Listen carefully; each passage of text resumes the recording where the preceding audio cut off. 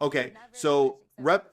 Jasmine Crockett says the GOP has a clear plan to cheat their way into power through shady redistricting maps. But she's actually applauding the one move Californian Democrats just made to give Republicans a taste of their own medicine.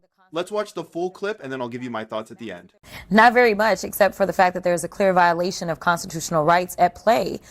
To have a party claim to be the party of law and order as they are federalizing law enforcement in D.C.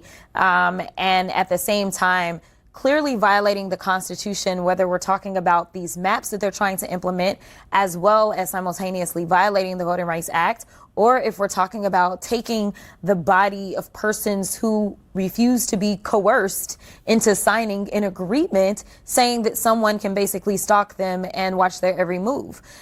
This is something we have not seen in modern day democracies. In fact, this is not something that we see in democracies. And I really don't care your political affiliation. You should be concerned. Now, a lot of people look at Democrats and say, well, Democrats would never do that because they're the good guys. I get that. But this is a dangerous road to travel down. And I do applaud those in California that said, if you want to play with us, we will play back. And right now, Kevin Kiley in California, I'm sure he is so enlightened, maybe because his seat is on the chopping block. But the representative is begging the Speaker of the House to actually bring his bill to the floor to stop mid-decade redistricting, more so because he wants to save himself. He still has not said anything about Texas. When you listen to Texas Democrats, they'll say this is a success, what we did, because it brings national attention to this issue. But when you look at the broader map of the entire U.S., I wonder if that attention is going to matter when Republicans clearly have the advantage when it comes to controlling states and having single party control. There's 15 states the Republicans have that to Democrats 4.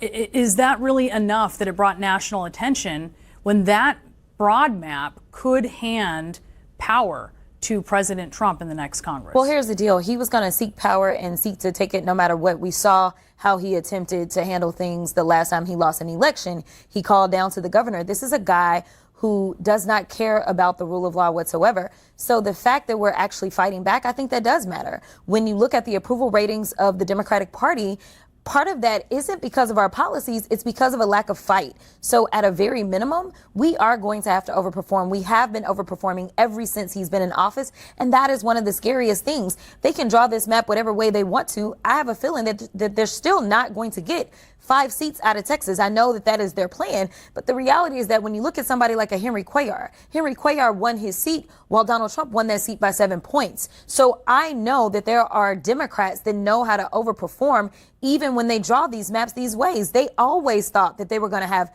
Vicente Gonzalez's seat as well as Henry Cuellar's, and they have beat back the odds. I don't think that they won't necessarily beat back the odds this time. I can tell you that we are finally getting some investments into Texas because of how they are treating us, especially in a state that is a majority minority state, a state in which we have seen how he has handled immigrants. And so I think it is going to be interesting. I think the backlash is going to be even bigger because he decided to do this. And at the end of the day, you don't have to worry about California. You can stop this right now if you just say, hey, we will stop in Texas because California doesn't go into play unless Texas does. It is a trigger.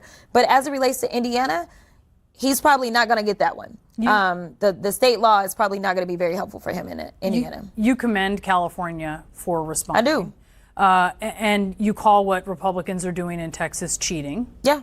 And yet the appearance for some looking at California with the response may also be that California is cheating. People can say what they want to say. But at the end of the day, we are fighting for democracy. This is not something that California wanted to do, as you heard from the state senators in California. This is something that they feel forced to do, something they feel obligated to do, because in a democracy, you have to answer for your policies or your lack thereof. That is what democracy looks like, where the power belongs to the people. They are trying to take the power away from the people so that he doesn't have to answer for his failed policies. If he believes that his big, ugly bill is just that beautiful, then go sell it and go win the legit way. But we know that they cheated to get the majority this time. If you will recall, when we look at North Carolina, as soon as they ended up with a Republican majority in that Supreme Court, what did they do? They decided to take their map from 7-7, which is pretty much what the state of North Carolina looks like, and instead they added an additional 3 seats for the Republicans. So now it's 10-4. Well, when you look at the voting, nothing looks like 10-4. And they only did that once the Republicans took control. Do you know the difference in the Democrats and Republicans controlling the House? It was 3 seats. So the Republicans, they are cheaters all day, every day. But we have never tried to match their energy until now. And I applaud it. The whole thing is just such a perfect admission of failure. You know, the Republican Party's entire strategy, their entire platform is basically a confession that they can't win on ideas. I mean, if your policies were actually popular, you wouldn't need to spend all your time trying to rig the game so that votes don't matter. That's moved way beyond political strategy. At this point, it's a blatant admission of ideological bankruptcy. And they do it right out in the open. They're barely even trying to hide it. The whole law and order shtick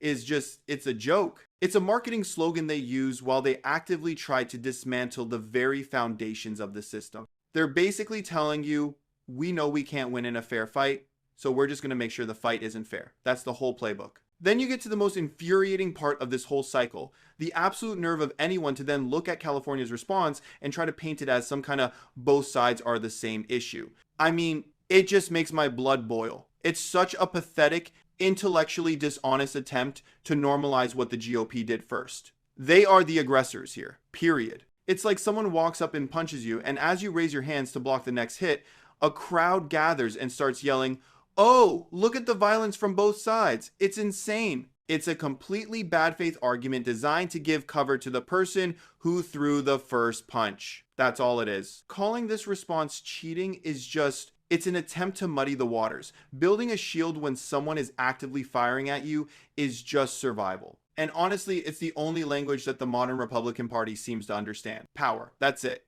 And this is the part that honestly is so refreshing to hear from someone like Crockett. This admission that the lack of fight was the real problem for the Democrats. For years, progressives have been screaming about this. It felt like watching your team bring a strongly worded letter to a gunfight over and over again. There was this whole mentality that being the good guys who politely lose while the other side burns down the house was somehow a moral victory. In reality, that's just called losing. It's letting the bullies run the schoolyard while you stand in the corner clutching your pearls about the rules of decorum. So to hear her acknowledge that problem and then go even further to applaud the shift, it's a massive deal.